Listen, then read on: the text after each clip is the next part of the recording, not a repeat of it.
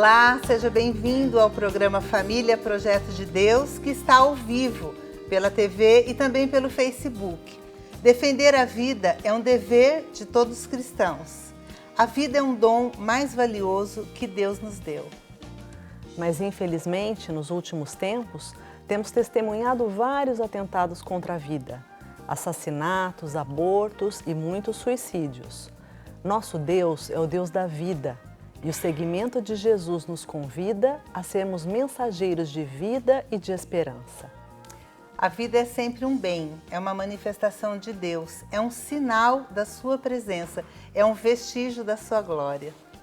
E para falar sobre este tema tão delicado, mas tão importante, recebemos hoje o padre Bruno Otênio, que pertence ao clero da Diocese de Guarulhos. Ele é vigário na paróquia Santo Antônio dos Pimentas, assessor diocesano da Comissão de Defesa da Vida e da Família, assessor da Pastoral da Saúde e da Confederação Nacional de Planejamento Natural da Família. Boa noite, Padre Bruno, seja muito bem-vindo. Amém, boa noite, Deus abençoe a vocês. Mais uma vez, uma honra poder estar aqui na Rede Século XXI e poder estar falando de temas tão relevantes quanto este, né? A família, a defesa da vida, neste momento tão difícil que estamos vivendo, tão delicado, em que a vida está sendo jogada no lixo, né? É verdade. Seja muito bem-vindo entre nós. E você em casa, participe conosco do nosso programa. Você pode participar de várias formas. Uma delas é escrevendo para cá, mandando uma mensagem pelo WhatsApp. O DDD é 19 99716 9915. Você está vendo aí na sua tela. Ou então ligue para nós pelo call center. DDD 19 3871 9620. Escreva para nós, ligue para cá, participe do nosso programa, mande a sua pergunta, o seu depoimento e também faça parte dessa obra de evangelização. Ligue para o nosso call center e torne-se sócio desta obra, a Associação do Senhor Jesus. E começando aqui com a leitura da Palavra de Deus, né? Nós vamos ler em João, que diz assim: Eu vim para que todos tenham vida e tenham em abundância. João capítulo 10, versículo 10. Essa daqui é a palavra de Deus para nós. Eu vim para que todos tenham vida e tenham em abundância. Né? Essa palavra de Jesus, ela é muito forte para nós.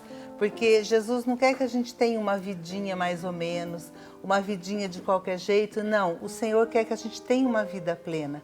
E hoje nós vamos falar um pouco disso, né? Essa vida plena que o Senhor quer para nós, como o Padre Bruno colocou, está sendo jogada no lixo.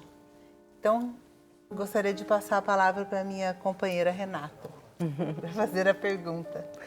Padre Bruno, o Papa João Paulo II já alertava o seu pastoreio para a cultura da morte.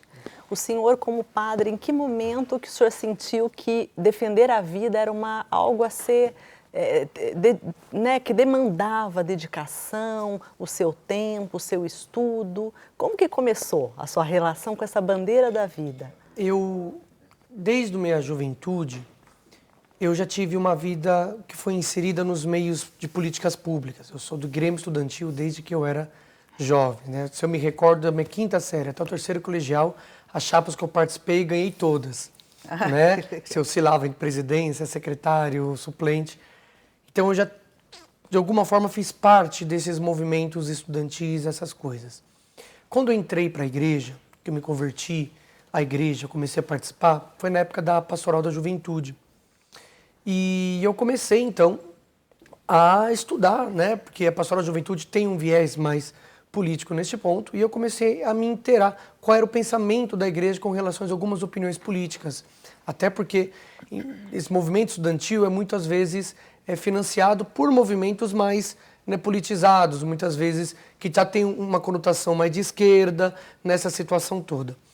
E eu queria saber qual era a opinião da igreja, né, já que eu estava me inserindo no ambiente eclesial. E eu fui percebendo que a igreja tinha uma defesa incondicional da vida, da família, né, contra a eutanásia, contra o aborto, né, na educação dos próprios filhos. Isso eu queria entender melhor, eu queria saber então como funcionava. Foi quando eu comecei a participar da Renovação Carismática Católica, do Ministério Jovem, e teve uma manifestação, né, em 2013, na frente da Catedral da Sé contra o aborto, né? E eu fui participar lá, né, gritando que nem um doido que eu estava lá, né, em favor da vida, contra a morte. Eu não tinha nenhum fundamento teórico, eu só queria estar lá para tentar contribuir. Eu tinha uma sede de querer contribuir, né, com a realidade social da igreja. Eu sempre acreditei muito, né, que a fé precisa se transformar numa obra concreta, né? Até os santos, né, hoje nós lembramos de São Padre Pio, que é um homem místico, mas que deixou um hospital, né, para cuidar dos doentes, né, obviamente. E nessa manifestação eu conheci, né, um grupo de amigos, André Medrado, né, e ali ela me convidou para participar de um grupo de estudo. E ali eu entrei para um grupo de estudo com defesa da vida, da família, né, e ali a gente foi se aprofundando. Foi quando eu comecei a entrar, né, de cabeça no movimento. Na época eu já era seminarista também, né, eu já estava no meu 2013, eu devia estar no meu primeiro ano, segundo ano de filosofia. Então, na filosofia você já tem estudos de filosofia política, filosofia econômica, que você vai entrando para tentar, né, debater com isso. E eu via que, às vezes, numa universidade católica, às vezes não tinha opinião de políticos, de filósofos católicos. E eu queria saber, existem filósofos, pensadores católicos que falam sobre isso? E eu tive que ir descobrindo, fui percebendo que existia, fui percebendo que nós temos bases, né, boas para isso. E foi quando, então, eu me inteirei. E, de modo especial, né, nos documentos do Papa João Paulo II, São João Paulo II, e também, né, Bento XVI, que também falava da cultura do relativismo, né, da ditadura do relativismo. Exato. Com relação a isso. Depois, obviamente, né, o Papa Francisco, que vem com o presente da cultura do descarte, quando ele faz toda uma reflexão, né, sobre esse tema. Então, João Paulo II denuncia a cultura da morte, Bento XVI, essa mesma linha, fala da ditadura do relativismo, e o Papa Francisco fala da cultura do descarte. São três nomes para significar a mesma coisa. A vida, a família, as relações humanas estão cada vez mais sendo relativizadas, descartadas e, por fim, encontra-se sua morte. É por isso que tem que entrar. Eu caí como um chamado de Deus na minha vida. E o senhor entende, nessa linha, que como as pessoas estão se afastando de Deus, elas não acreditam mais que nós temos uma alma e muito menos uma alma imortal. Uhum. Então isso daí eu acho que colabora e muito para essa cultura da morte, né? Com toda certeza. Nós estamos vivendo, desde o século XX, né, depois da Segunda Guerra Mundial, né, um processo de desinformação muito grande com relação à própria vida. O que acontece? Tem muitos filósofos, muitos pensadores, até irresponsáveis, eu diria, que vão ensinando que a vida não tem sentido. Né? Por exemplo, Sartre já iria dizer isso. Né? A vida não tem sentido, a vida não tem um fim último. A vida é um processo relativizado dentro das suas próprias escolhas. Então você veio do nada e para o nada você voltará. Tanto que Sartre vai dizer, nós somos limitados por dois nadas. Do nada viemos, para o nada voltaremos. Isso é terrível. Terrível. Né? Isso é extremamente terrível. E isso está pegando na cultura, isso está pegando nas universidades, está se espalhando no meio dos jovens. Né? Tanto é que eles usam muito o termo, brincando, né? Carpe diem. E se esquece que antes do Carpe diem, né, tinha o memento mori. Ou seja, lembre-se que você vai morrer. Aí você responde Carpe diem, ou seja, então viva bem a sua vida, uma porque você vai morrer. Completamente como é diferente. Você tira uma parte e apresenta outra para que as pessoas possam fazer o que quiser, o aqui e o agora. Então, isso vai sendo ensinado, isso vai sendo ensinado, isso vai sendo ensinado. As pessoas falam, peraí, quando eles vão dizer, né, que a existência precede a essência, eles vão dizer, né, Sartre vai dizer. Isso é um problema sério. Isso é um problema sério, porque se a existência precede a essência, significa que você, na sua prática de vida, vai construindo a sua essência. Você não tem essência nenhuma. Uhum. Você nasce, você aconteceu, do nada, você aconteceu, e você vai se construindo. O problema disso é, e se eu não quiser? Já que do nada eu vim, pro nada voltará, não fui pensado, não fui desejado, ninguém me quer, não tem nada depois da morte, né? Se não existe nada depois da morte, para que eu vou ser bom? Para que existe preceito moral? Quem que me impôs os preceitos? Isso vai criando caos. E ainda que não se crie um caos, talvez governamental, porque existem as leis, existe um caos interior, uma anarquia interior. É onde as pessoas então entram no processo de aniquilação. Ela vai se tornando objeto, a objetificação da pessoa, e ela vai se destruindo. Então não é todo mundo que vai querer se construir, principalmente no mundo onde que você praticamente é obrigado a fazer coisas. No mundo tão rápido, no mundo que não tem nada concreto, né? Um mundo em que tudo está se liquidificando. Então, como é que eu vou conseguir querer me firmar no mundo que só tem água? Né? E que não tem como. Em um mundo no qual eu não sei para onde eu caminho, né? Não existe um sentido. Não tem um porquê eu viver. Né? Então, como é que eu vou colocar nas mãos dos jovens que eles podem ser o que eles quiserem se eles não sabem nem o que significa a palavra ser? Você tem escolas que educam as crianças para ter, outras para fazer coisas, outras para militarem. E quando acaba a militância? O que acontece? Perde o sentido. Né? Então, nós estamos vivendo num mundo em que se perdeu totalmente a noção, né, de alma, de transcendência, né, uma noção de imortalidade da alma.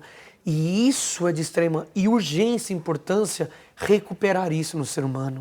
Ou seja, impera uma cultura do materialismo. Exatamente, mesmo, né? totalmente. E estamos vivendo um materialismo espiritualizado. E não é difícil não é entender. difícil. Pois é, não é difícil entender, Padre Bruno, porque que muitos jovens, como você está dizendo, o perigo para todos, para qualquer faixa etária, mas principalmente para os jovens, de embarcarem em quaisquer ideologias que preguem utopias, já aqui, porque se não há o transcendente, então eu tenho que viver bem, ou da melhor forma possível, ou da minha própria vontade, aqui. Exatamente. E aí, se não existem regras, né, se não existe o transcendente também, e aí coloco aqui a nossa própria Igreja Católica, né, com o magistério, tradição e toda a nossa sabedoria, se não existe regra, então tudo é permitido, não é isso? Aproveitando, então, ensejando, de certa forma, o senhor já respondeu essa pergunta, mas eu vou fazer, porque é muito importante para quem está em casa. Depois de tudo isso que foi abordado, de forma muito clara pelo senhor, fica a seguinte pergunta. A igreja tem que se meter na esfera política, por exemplo, como você citou, né, desde o início, né, da sua vocação, inclusive, né, entrando aí nos organismos políticos, fica a pergunta, a igreja somos nós, né, não é a instituição. A mas igreja, também ela. Também é, mas nós, povo de Deus, a igreja tem que se meter na política por conta desse tema? Com toda certeza. Se nós entendemos a política como a maior expressão de caridade, então nós precisamos estar dentro dela. Agora, se a gente entender política como política partidária, não é bom que a igreja se meta nisso. É óbvio que no país que nós vivemos, que você não pode não ter partido para se candidatar, você tem que escolher um partido, né, uma instituição para você poder participar. Mas ainda assim, política não significa participar de campanhas eleitorais, porque existem políticas públicas, como conselhos municipais de saúde, conselho educacional, né, grupos de bairros que você pode fazer, comissão de bairro. Tudo isso é uma forma de fazer política. E a igreja ela não só tem que estar no meio, mas ela tem documentos incentivando para isso. A igreja, e aí quando e eu sou católico, eu não posso ter medo de dizer o que diz a Sagrada Escritura, o que nossa igreja diz, mas o mundo foi dado ao homem para que ele pudesse administrá-lo. Seja de modo ecológico, seja da família, seja antropológico, seja do ser humano. Tudo isso faz parte da vida da igreja. A igreja não é um objeto de bolso que eu tiro do bolso, utilizo, coloco no bolso e ok. A igreja, ela modifica o meu modo de pensar, meu modo de se relacionar, o meu modo de julgar as coisas. Então isso necessariamente precisa levar com que os nossos fiéis, entendendo a transformação interior que nosso Senhor faz em nós e começar a brilhar como luz, né, a dar sabor a essa sociedade como um bom sal, para fazer com que as coisas possam caminhar para o bem, que é a destinação de toda a sociedade. O que nós iríamos dizer? Para fazer com que o reinado social de nosso Senhor Jesus Cristo possa entrar em todos os ambientes. Com imposição? Não, mas como uma cultura do amor, como a cultura da justiça. Eu preciso dizer, olha, quero fazer política católica. Não, Fazer política católica é fazer política de justiça, política de fraternidade, Pelo bem política comum. exatamente de subsidiariedade, o bem comum, a solidariedade. Ou seja, é uma política que visa acolher os menores sem descartar os maiores, mas conscientizar os maiores para também cuidar dos menores. Ou seja, é uma política de comunhão social. Então, sim, nós precisamos entrar, porque principalmente no mundo em que se fala de conflito social, de luta de classes, né, de um lado é ruim, outro lado é bom, outro lado fala a mesma coisa, nós da igreja não pensamos assim. Nós da igreja entramos para contribuir, denunciar, obviamente, mas antes da denúncia, anunciar a verdade, que muitos não conhecem. Ô padre, eu queria tocar num assunto, como o senhor está falando aqui. Infelizmente, hoje nós temos uma grande pressão sobre a nossa sociedade, que é de maioria católica e cristã, né? A favor do aborto, a favor da legalização das drogas. E se nós não nos movimentarmos, né, como diz a palavra de Deus, o espinheiro vai continuar reinando sobre nós.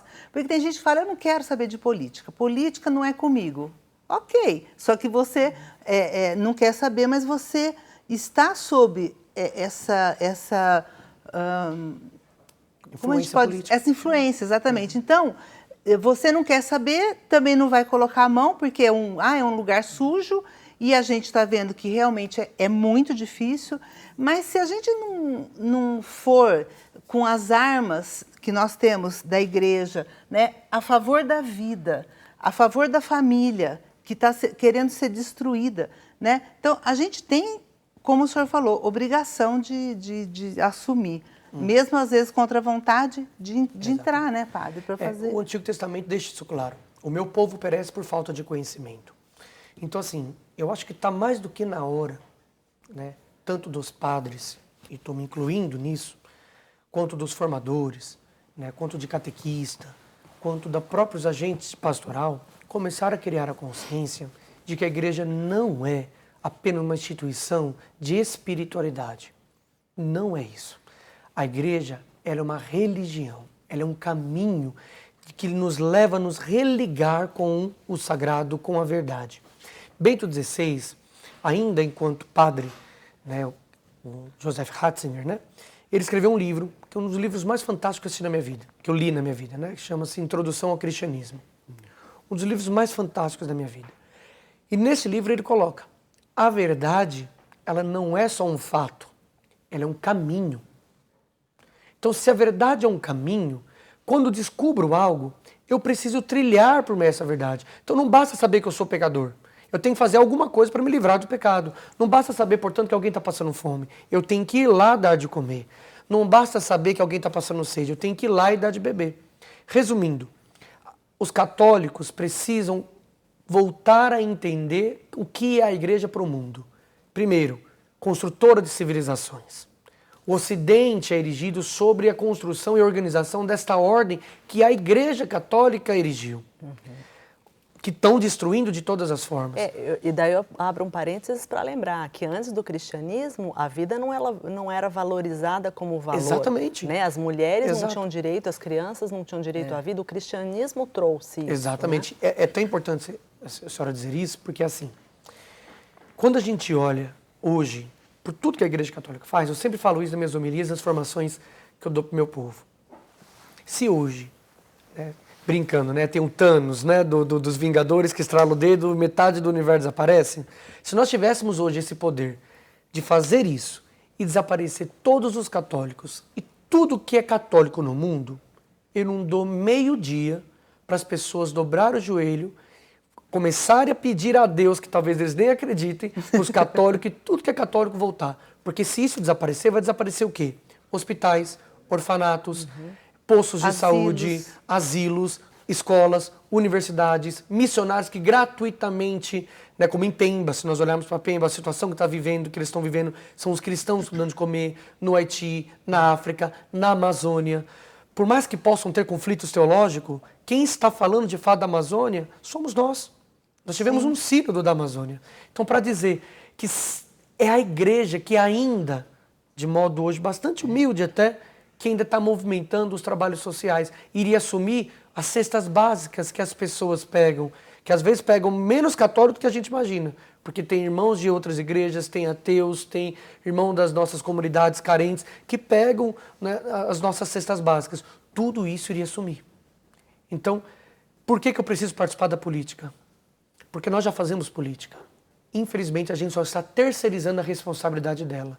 Enquanto o povo não parar de terceirizar a responsabilidade, eles não vão conseguir entender que, de fato, quem está movendo a sociedade somos nós. E no Brasil, com mais de 50% da população católica, é óbvio que os católicos também estão movimentando isso. E o senhor recordou São Pio, que celebramos hoje, né, a festa dele, sobre a importância da gente concretizar isso. Santo Inácio de Loyola também dizia, né, que a fé se traduz mais em obras do que em palavras. Então, justamente, de forma muito prática, muito pragmática, inclusive, nós recebemos uma mensagem aqui. O João Batista, pelo WhatsApp, manda a seguinte mensagem para nós. Sou o João Batista da Diocese de Guarulhos. Tenho uma pergunta. Um cristão pode apoiar ideologia de gênero? Ou seja, uma pergunta bem direta, bem objetiva. Padre Bruno, um cristão pode apoiar ideologia de gênero? De maneira alguma. Por quê? Porque Deus nos cria. Deus pensa em nós, né? Existe uma antropologia, existe uma teologia do corpo. Então, não pode apoiar. Por quê? Porque, primeiro, a ideologia de gênero pressupõe não existir nenhuma identidade no ser humano. O que conotaria dizer que não existe nem mesmo uma identidade humana. Porque se não existe identidade para o ser humano, eu não sei definir o que o ser humano é. Se eu não sei definir o que o ser humano é, ele é simplesmente um fruto do acaso. Ponto, neguei Deus. Então, defender a ideologia de gênero é defender que Deus não existe, é defender que o ser humano não é nada e defender que nós somos qualquer coisa que nós construirmos. E não é. Basta olhar isso. Basta olhar as próprias leis. Eu nem preciso aqui falar muito de Deus, basta olhar as próprias leis naturais. Basta olhar as regras da vida.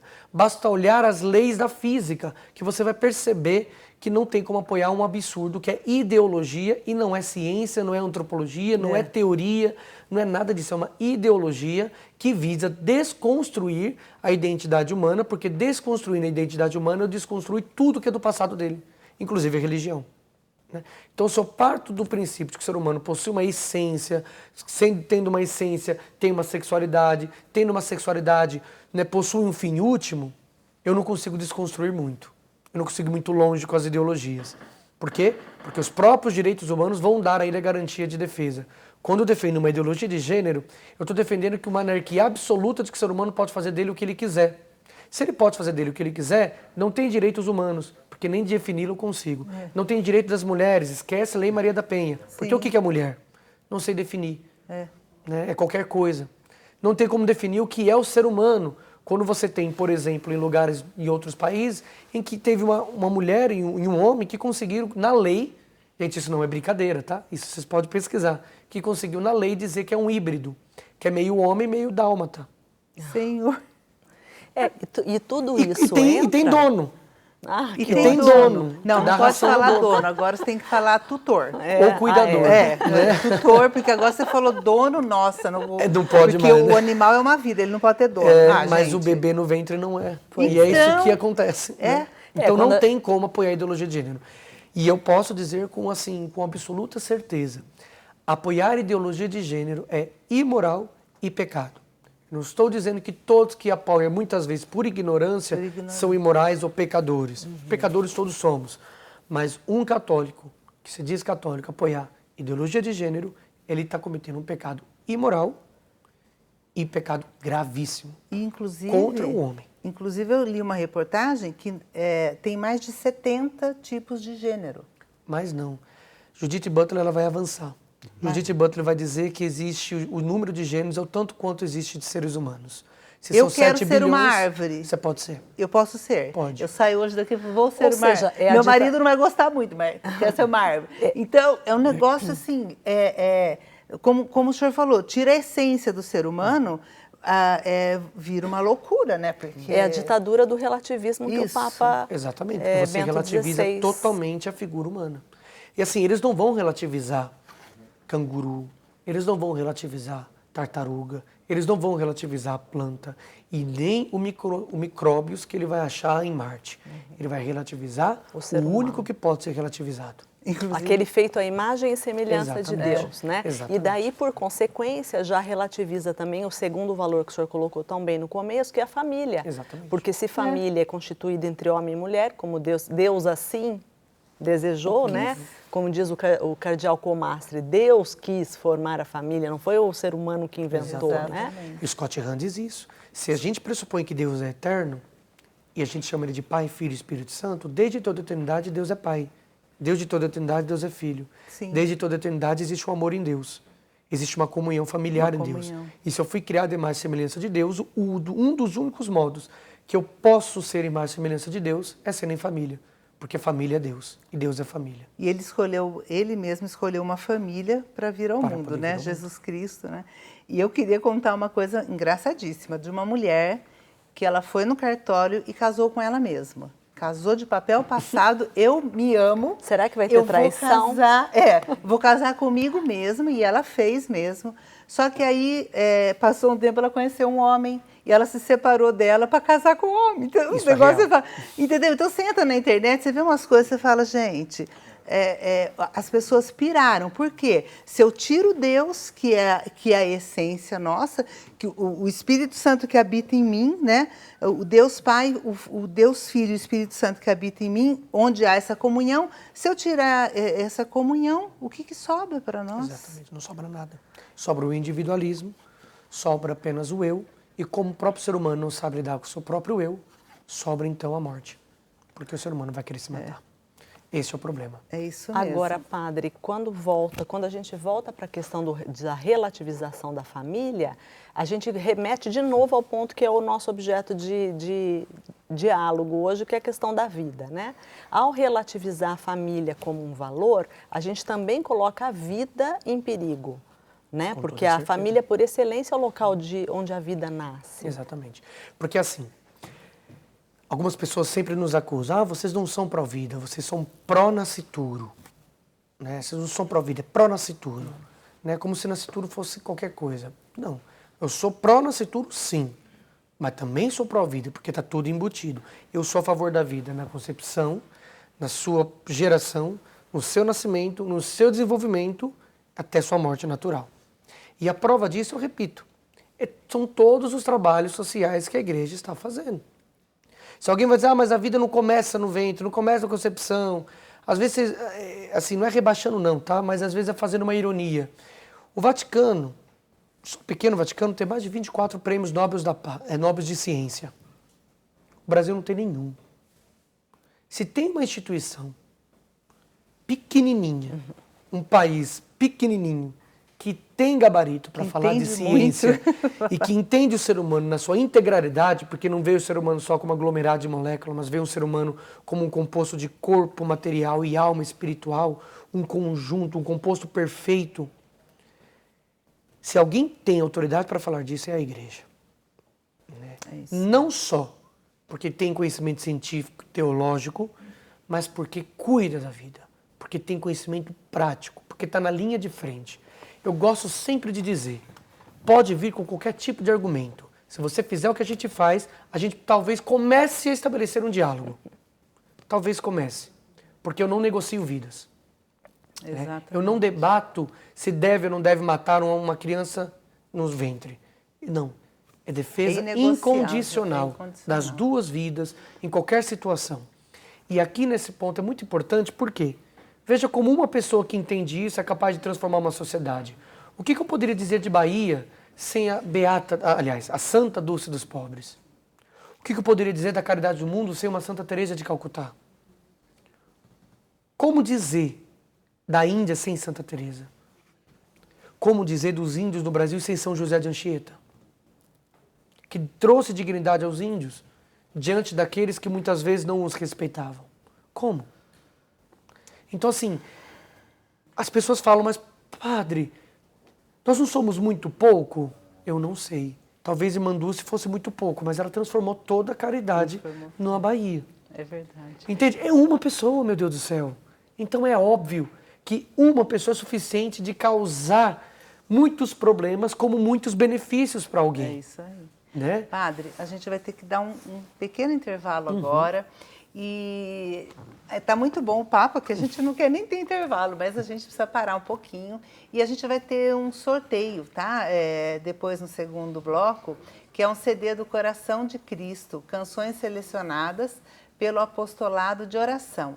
Então, liga aqui pra gente no nosso call center, né? É 19-3871-9620 e se torne sócio aqui da associação. As pessoas que se tornarem sócias no dia de hoje ou renovarem sua assinatura vão concorrer a esse CD, tá bom? Então a gente vai para um rápido intervalo, a gente já volta.